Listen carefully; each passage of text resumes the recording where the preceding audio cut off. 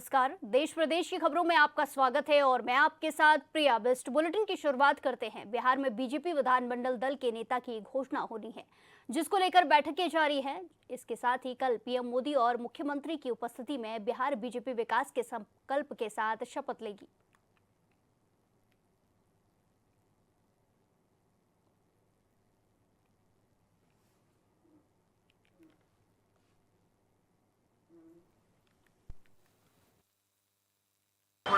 Mic ऊपर की बात है। नीतीश कुमार जी 10वीं बार बिहार के मुख्यमंत्री जी की शपथ लेंगे।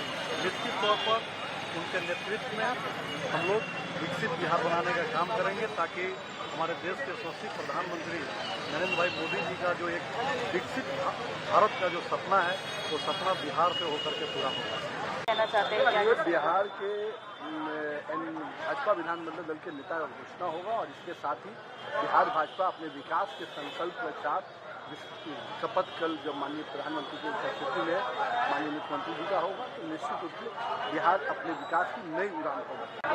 एक ये बड़ा हम्बल मोमेंट है हम सबके लिए। एट द सेम टाइम ये दिखाता है कि बिहार की जनता सिर्फ किसी भाव में बैठ के वोट नहीं देती, बहुत मैच्योर्ड वोटिंग करती है और वो विकास का पथ चुनते हैं। तो जिस रफ्तार को बिहार ने पकड़ा है, अब आगे का जो है रफ्तार पकड़ चुका बिहार, तो अब उसको आगे कैसे ले जाए, इसमें आपकी क्या कुछ ऐसी डिमांड है? आप क्या कोई मिनिस्ट्री चाहते हैं? नहीं, अरे राम, ये सब हम लोग कार्यकर्ता भाव से पार्टी इतनी अच्छा काम कर रही है, पार्टी जहाँ जो रोल देखी उसमें हम लोग बढ़ के काम करेंगे।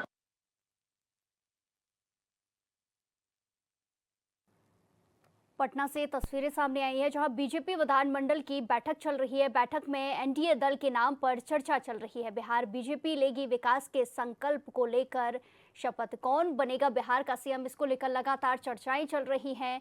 जहां 20 नवंबर को शपथ ग्रहण समारोह होना है और कई सारे मंत्रियों के और मुख्यमंत्री के नाम की घोषणा होगी। मुख्यमंत्री शपथ लेंगे। ऐसे में हर जगह बैठकें चल रही हैं। पटना में भी बैठकों का दौर चल रहा है और बीजेपी में विधानमंडल दल की बैठक चल रही है, जिसमें बैठक में एनडीए दल के नाम पर चर्चा चल रही है। लगातार मंत्रियों का आना जाना देखा जा रहा है, जहां विधायकों की भी मौजूदगी देखने को मिल रही है। ऐसे में बिहार का सीएम कौन बनेगा, डिप्टी सीएम कौन बनेगा, इसी के साथ किस किस विधायक को मंत्री पद दिया जाएगा, नई जिम्मेदारी मिलेगी, ये भी देखने वाली बात होगी। लगातार बैठकों का दौर चल रहा है। इस खबर पर ज्यादा जानकारी के साथ सीधे जुड़ेंगे हमारे संवाददाता जयंत से। जयंत, जिस तरीके से लगातार बैठकों का दौर चल रहा है, 20 नवंबर को शपथ ग्रहण समारोह है, सिर्फ आज का दिन बचा है, क्या कुछ देखने को मिल रहा है, कोई जानकारी मिल पाई है? जी, आज का दिन कहे तो देखिए खास माना जा रहा है। जिस तरह बीजेपी की आज बैठक लगातार चल रही है, जो जीते हुए नए विधायक है, ये विधायक शिरकत इस बैठक में कर रहे हैं और चर्चाएं जो खुलकर आ रही है, किसी ने ये साफ तौर पर नहीं कहा है कि किसे किस पद के लिए बैठाया जा रहा है। और उधर दूसरी ओर जो जदयू की बात करें तो जदयू की तरफ से भी जो विधायक दल का है, इनका भी बैठक होगा। तो जदयू पे तो ये साफ है कि नीतीश जी को विधायक दल पर बैठाया जाएगा, लेकिन बीजेपी की तरफ से अभी कोई साफ नहीं हो पाया है कि आखिर इनका जो विधायक दल का नेता है वो कौन रहेंगे। और चर्चाएं जिस तरह चल रही है विधानसभा अध्यक्ष की, तो विधानसभा अध्यक्ष को लेकर दोनों तरफ से नाम सामने आया है। एक तरफ जदयू भी यह चाह रही है कि उनके तरफ से विधानसभा अध्यक्ष हो, वहीं दूसरी तरफ बीजेपी भी यह चाह रही है कि उनके तरफ से विधानसभा अध्यक्ष हो। तो इनमें जो दो बड़े नाम जो सामने आ रहे हैं, जो पिछले बार मंत्री रह चुके हैं प्रेम कुमार, इनका भी नाम सामने आ रहा है, जो बीजेपी से हैं। तो इनका भी रह रहा है कि बीजेपी चाह रही है कि इनको विधानसभा अध्यक्ष बनाया जाए। वहीं जदयू से जो है नरेंद्र कुमार यादव, नीतीश जी चाह रहे हैं कि नरेंद्र कुमार यादव को इस बार विधानसभा अध्यक्ष बनाया जाए, लेकिन असमंजस है। जब एनडीए की बैठक होगी, दोनों में निर्णय होगा, दोनों में बातें होंगी, इस बात ही सामने खुलासा हो पाएगा कि आखिर किसे किस पद के लिए दिया जाए। जी बिल्कुल। जो मंत्रिमंडल का से यहाँ पे महिलाओं को साधने के लिए जो 10,000 रुपए की किश्त भी जारी की गई थी, ऐसे में मंत्रिमंडल में कोई महिला दिख सकती है, किसी महिला को मंत्री बनाया जा सकता है?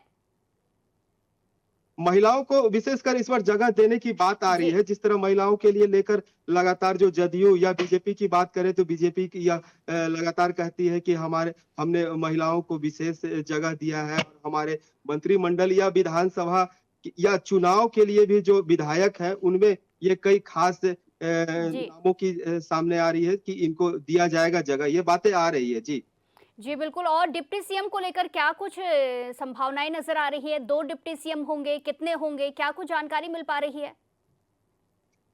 डिप्टी सीएम की दो बातें आ रही है। एक तो ये बीजेपी की तरफ से ही दोनों का बातें सामने आ रही है। बीजेपी को मिलेगा डिप्टी सीएम का पद, और सीएम जो नीतीश कुमार ही सीएम रहने की संभावना बताई जा रही है। ऐसे में अगर सीएम नीतीश कुमार को न दिया जाए तो कहीं ना कहीं फिर से खेला बदल सकता है। जी बिल्कुल जयंत, जिस तरीके से आपने बताया कि 2 डिप्टी सीएम बीजेपी से होंगे, तो ऐसे में कोई नामों की चर्चा ऐसी चल रही है जिनको डिप्टी सीएम की जिम्मेदारी दी जा सकती है? पहले जिस तरह पुराने नाम जो थे सम्राट चौधरी, इनका तो लगभग ये है कि विधायक दल का नेता भी शायद इन्हें चुना जा सकता है और डिप्टी सीएम भी इन्हें ही जगह मिलेगा। दूसरे नाम की अगर बात करें तो जिस तरह जो पिछले बार विजय जी थे, इनको हटाया जा रहा है, इनकी चर्चाएं नहीं इस बार की जा रही है और नया कोई चेहरा है। जिस तरह बीजेपी लगातार जो है इसके पहले भी जो विधानसभा चुनाव रहा है, इसमें देखा गया है कि कुछ नए चेहरे को सीधे लाने की कोशिश की जाती है, तो इसमें भी यही प्रयास रहेगा कि कोई नया चेहरा सामने आए। जी बिल्कुल, धन्यवाद जयंत हमारे साथ तमाम जानकारी साझा करने के लिए। इसी के साथ खबरों में आगे बढ़ते हैं। दिल्ली के मंत्री मनजिंदर सिंह सिरसा ने पालम में खराब सड़क की स्थिति का निरीक्षण किया। इस दौरान उन्होंने संबंधित अधिकारियों को यातायात की भीड़ और प्रदूषण को कम करने के लिए पुनर्विकास के आदेश दिए हैं। मौके पर सड़क की समस्या से परेशान स्थानीय लोगों ने मंत्री से समाधान की गुहार लगाई है, जिसका संज्ञान लेते हुए मंत्री ने जल्द से जल्द सड़क की मरम्मत होने का आश्वासन दिया है।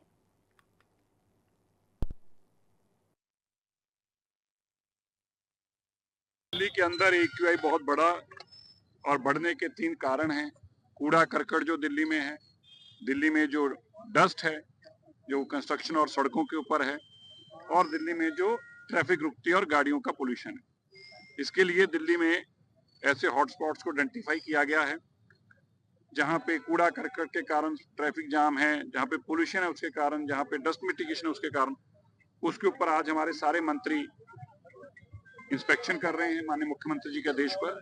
हमारी कोशिश है कि जो हम हॉटस्पॉट्स जो हैं, लगभग 62 और ऐसे हॉटस्पॉट्स आइडेंटिफाई हुए हैं, अगर हम उनको रोक पाएंगे तो पोल्यूशन में और कमी आएगी। मैं दिल्ली के लोगों से आग्रह करता हूं, हमें मिलकर इस लड़ाई को लड़ना होगा। ये पोल्यूशन के खिलाफ एक जंग है जो दिल्ली की सरकार लड़ रही है, लेकिन 3 करोड़ लोग दिल्ली के अंदर जब तक इसका सहयोग नहीं देंगे, दिल्ली 50 किलोमीटर के अंदर का शहर है और इसमें 3 करोड़ लोग बसते हैं, उनका कूड़ा करकट गाड़ियां सब कुछ उसके अंदर है। तो मेरा आग्रह है, हमें मिलकर इस लड़ाई को लड़ना होगा। आने वाले बच्चों के लिए साफ हवा के लिए हम सड़कों पर उतर के इस लड़ाई को लड़ रहे हैं। आओ हमारा साथ दो और हम दिल्ली को कूड़ा मुक्त करें, दिल्ली को मलबा मुक्त करें, दिल्ली को इस डस्ट मुक्त करें।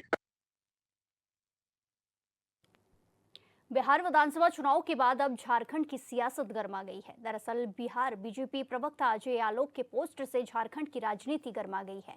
बीजेपी प्रवक्ता के पोस्ट पर झामुमो प्रवक्ता मनोज पांडे ने पलटवार करते हुए कहा कि ये बेवजह का शोर चल रहा है। बम कौन फोड़ेगा, पटाखा कौन जलाएगा, इसका बेहतर जवाब वही दे। हेमंत सोरेन जीवंत है, आगे भी 25 से 20 साल तक सक्रिय रहेंगे। वहीं कांग्रेस ने भी इस बात से इनकार करते हुए कहा कि झारखंड में गठबंधन की सरकार बेहतर काम कर रही है और आगे भी हेमंत सोरेन के नेतृत्व में ये सरकार चलेगी। हमारे नेता को लेना है, माननीय हेमंत जी को लेना है। समीक्षा होगी, कब होगी ये बेहतर हमारा नेतृत्व ही बताएगा। हाँ, जो भावनाएं थी पार्टी कार्यकर्ताओं की, उन भावनाओं से उन्हें अवगत करा दिया। पार्टी कार्यकर्ताओं की भावनाएं की समीक्षा की बात थी कि हम यहाँ पर गठबंधन में साथ चल रहे हैं, हमने मंत्री बनाया हुआ है, हम पूरी तवज्जो देते हैं गठबंधन को। गठबंधन का एक महत्वपूर्ण घटक दल होने के बावजूद हमें दरकिनार किया गया बिहार चुनाव से। हालांकि उसका खामियाजा भी कहीं न कहीं इंडिया गठबंधन को हुआ, बहुत अफसोस है हमें। लेकिन ये सब तो जो फैसला लिया गया, जिन लोगों के द्वारा लिया गया, उनके द्वारा भी समीक्षा की जानी चाहिए। तो महागठबंधन ने किस प्रकार से जेएमएम से नाता छुड़ा लिया, एक भी सीट नहीं दिया, न एक भी सीट लड़े। तो ये तो दूर तक ये बात जाएगी और ये देख लीजिएगा कि तगड़ी खटपट होगी। तो कम से कम कुछ सीटें देते, कुछ पे लड़ना चाहिए था। यहाँ गठबंधन में है और वहाँ एक भी सीट नहीं दी है, तो लंबी खटास अगर हो गई है, कांग्रेस को बढ़ करके वहां मदद करना चाहिए था, जेएमएम के लिए पक्ष में बोलना चाहिए था, उन्होंने नहीं बोला। तो झारखंड में कांग्रेस सरकार में है जेएमएम के साथ, और बिहार में चुनाव हो जाता तो कांग्रेस कुछ बोलती नहीं कि भाई इनको भी सीट तो लड़ने के लिए। तो ऐसे तरीके से तो जेएमएम के लोग भी सोच रहे होंगे, तो यहाँ भी इसका प्रभाव झारखंड सरकार भी धीरे धीरे करके जरूर कटुता के साथ आएगा, ऐसा मुझे पूरा विश्वास है। देखिए, जो भाजपा प्रवक्ता ने जो ट्वीट किया है, उनको मैं कहूंगा, देखिए आप बिहार से हो, बिहार में देखिए ना, आप झारखंड की चिंता मत कीजिए। हमें याद है वो दिन याद है जब हमारे आंखों के सामने से मुख्यमंत्री जी के आवास से ही भाजपाइयों ने हमारे मुख्यमंत्री उठा के जेल भेज दिया, और आज आप नकली हितैषी बन रहे हैं। हम भूल सकते हैं क्या ये सब? इसी दिन उल्टा पुल्टा ट्वीट मत कीजिए, बता दे रहे हैं। यहाँ लोकप्रिय सरकार का जनता ने गठन कराया है, लोकप्रिय मुख्यमंत्री आदरणीय हेमंत सोरेन जी यहाँ मुख्यमंत्री हैं, और उनके कार्यशैली से जनता खुश है, सभी लोग खुश है, हर वर्ग खुश है। हम लोग को साफ निर्देश दिया गया है, अपना विभाग अच्छा से काम करो, जनता का दिल जीतो।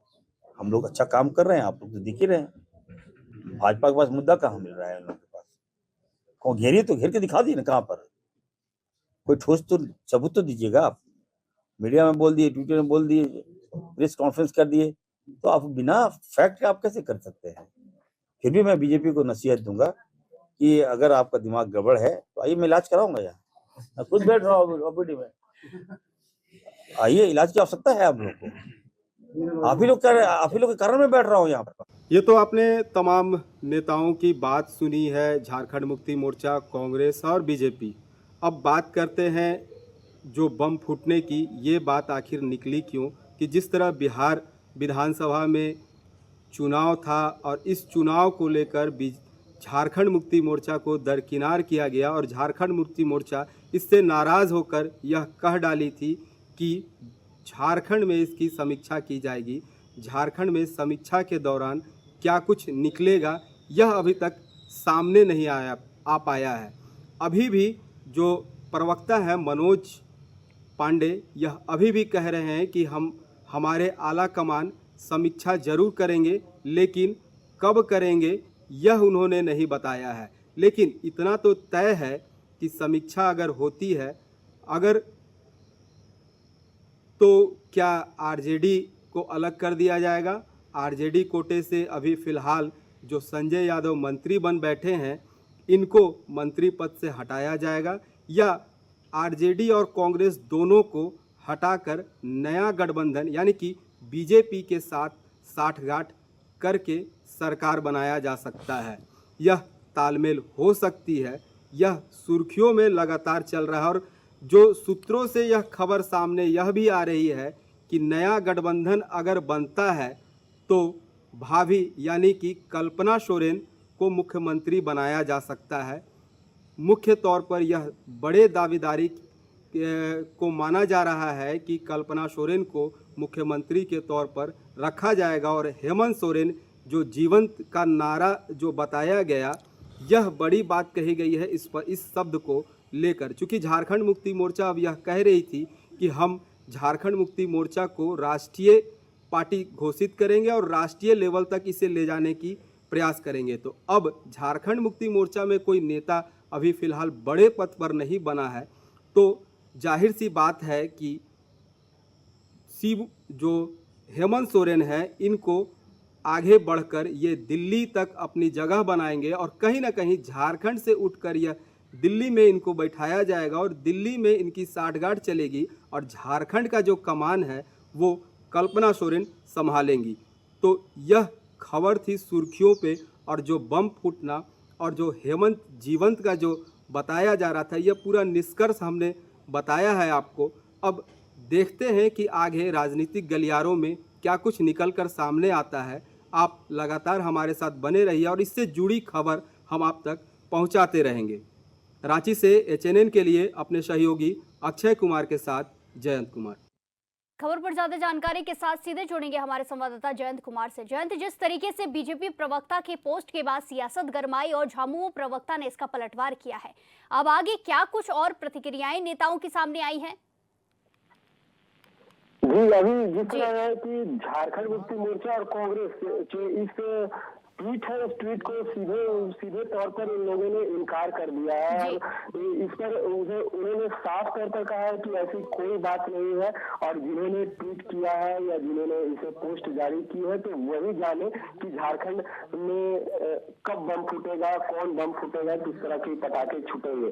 लेकिन इतना जरूर है कि झारखंड में जिस तरह चुनाव के बाद जो निर्णय हो रहा है वो कुछ न कुछ खेला जरूर हो रहा है। यहाँ पर बिहार में जिस तरह की एनडीए की जीत हुई है और महागठबंधन की हार हुई है, तो हार को लेकर झारखंड में भी समीक्षा जरूर करने की बात आ रही है और जरूर लगातार इसको जो समीक्षा की बात करेगा। तो अब इस समीक्षा में क्या कुछ आएगा, क्या कांग्रेस को बाहर किया जाएगा या आरजेडी को बाहर किया जाएगा, या दोनों पार्टियों को बाहर कर किसी नई गठबंधन की ओर सामने दर्शाता हुआ से दिख रहा है, ये अभी चर्चाएं सिर्फ चल रही है और राजनीतिक गलियारों में सुर्खियां इस पर फिलहाल बनी हुई है। लेकिन साफ तौर पर किसी पार्टी ने यह नहीं किया है।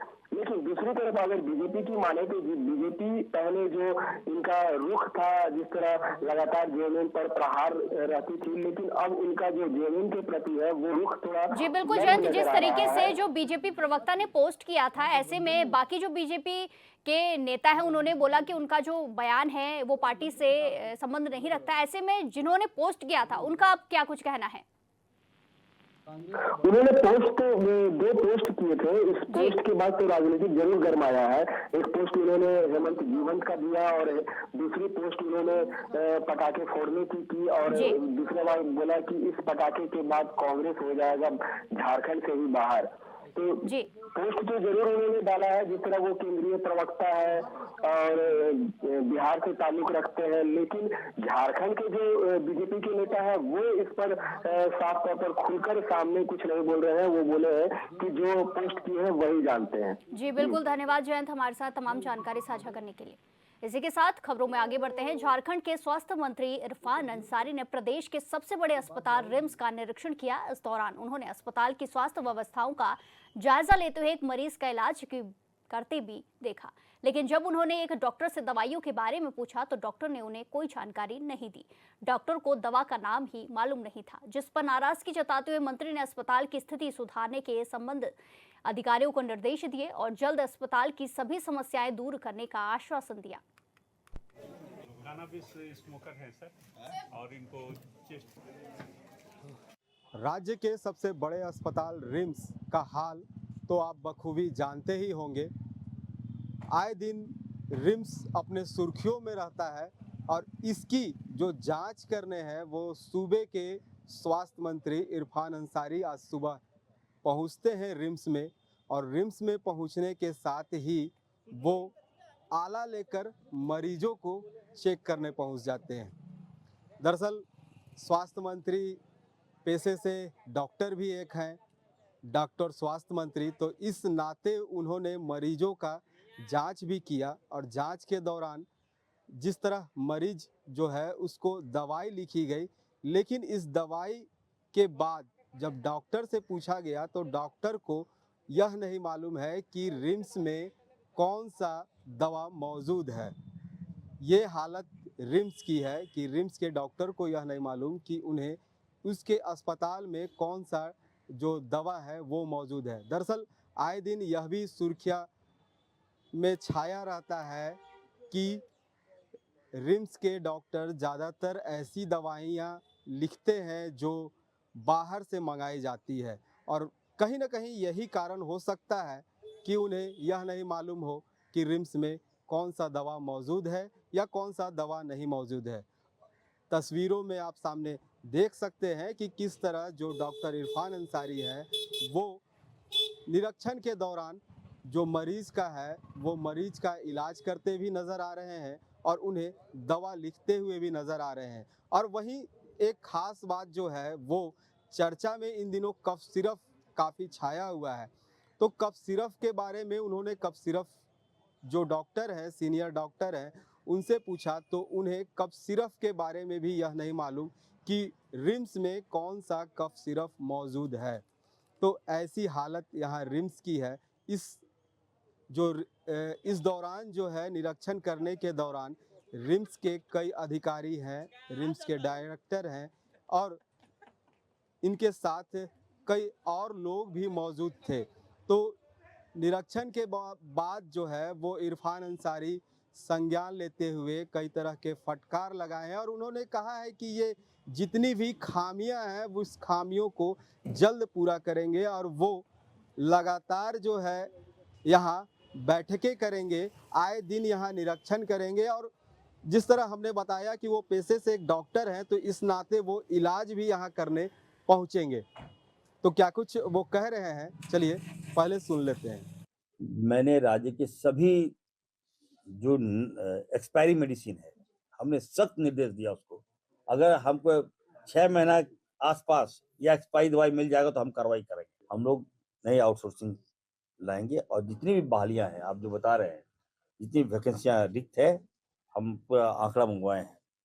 किस विभाग में, सर्जरी में कितना खाली है, ओपी मेडिसिन में कितना, न्यूरो में कितना है, ऑर्थो में कितना है, तो सारा डिपार्टमेंट का जितना मैन पावर की कमी है वो हम आकलन करके हम सबकी बहाली जल्दी करेंगे। ये था रिम्स का पूरा हाल। जिस तरह निरीक्षण के दौरान जो कई अधिकारी के साथ साथ इरफान अंसारी आज रिम्स में निरीक्षण करने पहुंचे और निरीक्षण में कई तरह की खामियां पाई गई, इस खामियों को दूर करने की भी बात कही गई और वहीं लगातार यह भी सुर्खियाँ रहता है कि यहाँ के डॉक्टर जो है वो प्राइवेट क्लिनिक में अपना ज़्यादा समय देते हैं। तो इसके ऊपर भी सवाल उठा और इस पर भी उन्होंने कहा है कि हम जल्द से जल्द ऐसी सूची निकालेंगे जो डॉक्टर प्राइवेट क्लिनिक में बैठते हैं।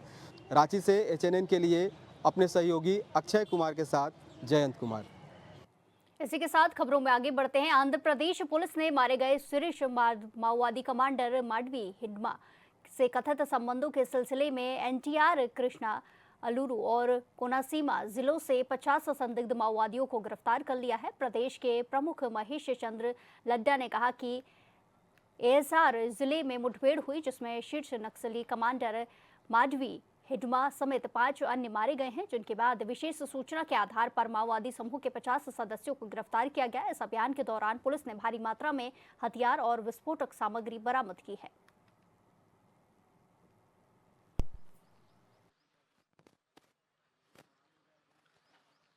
నిన్న morning some exchange of fire has happened in ASR district. దానిలో మీకు ఆల్రెడీ డీటెయిల్స్ తెలుసు. Central committee member Hidma and 5 others have been neutralized. In continuation to that, on specific information, 50 members Maoists have been arrested. Will 50 members NTR district, Krishna district, Eluru, Kakinada, Konasima, 5 districts. बीते मंगलवार की रात तोलेडीह पंचायत के कई गांवों में दर्जनों जंगली हाथियों ने अचानक से घुसकर भारी उत्पात मचा दिया। गांधी मैदान की ओर से पंचायत सचिवालय से गुजरते हुए खुट्टा मस्जिद के बगल वाली गली होते हुए हाथियों का झुंड बाउंड्री वॉल तोड़ते, फसलों को रौंदते हुए आगे बढ़ता रहा। माहौल पूरी तरह से अफरा तफरी में बदल गया था, लेकिन इस संकट की घड़ी में पंचायत के मुखिया शब्बीर आलम ने पूरी संवेदनशीलता और तत्परता के साथ कमान संभाली।